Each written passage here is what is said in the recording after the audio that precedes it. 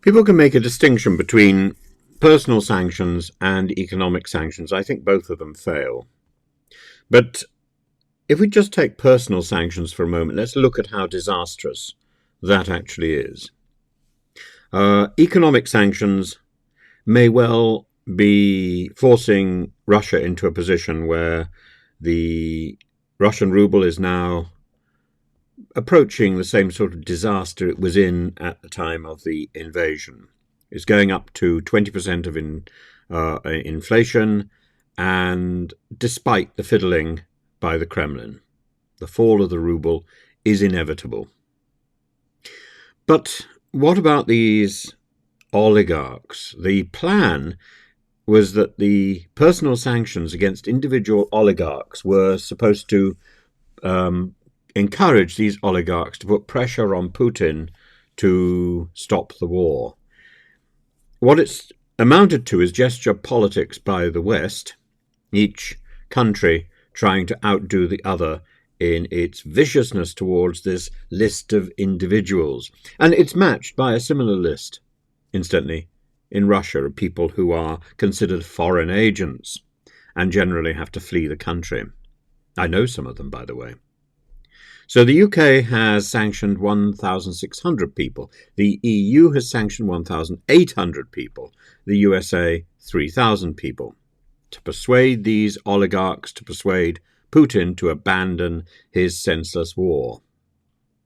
And those people who might have thought even that it might be worth opposing Putin, even if they privately think it, they're going to think of the fate of someone like Mikhail Khodorkovsky, who challenged Putin and failed. That is the lesson.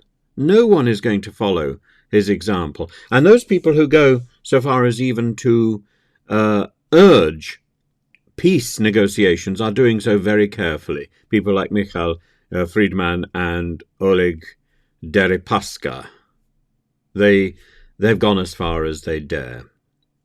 It takes real courage to stand up to a tyrannous regime. It takes real courage to be like the Lutheran pastor in Nazi Germany, to be an Alexei Navalny and suffer imprisonment, to challenge the tanks in Beijing and Tiananmen Square. It takes real courage to do that. And do you know the name of the person who was challenging the tanks in Tiananmen Square? I don't.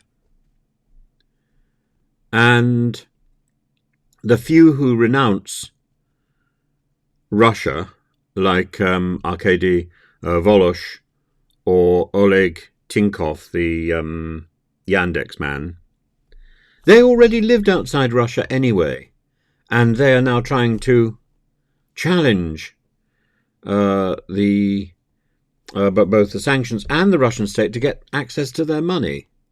They are both committed to exile, and therefore to zero influence on Putin.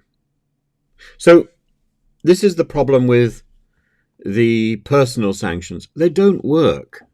They don't work. It's simply a numbers game for the West to feel smug and self-satisfied. As for wider economic sanctions, I think they're a sledgehammer to crack a nut. To think of a reference to E.T.A. Hoffman and the story of the nut, or the nutcracker. It's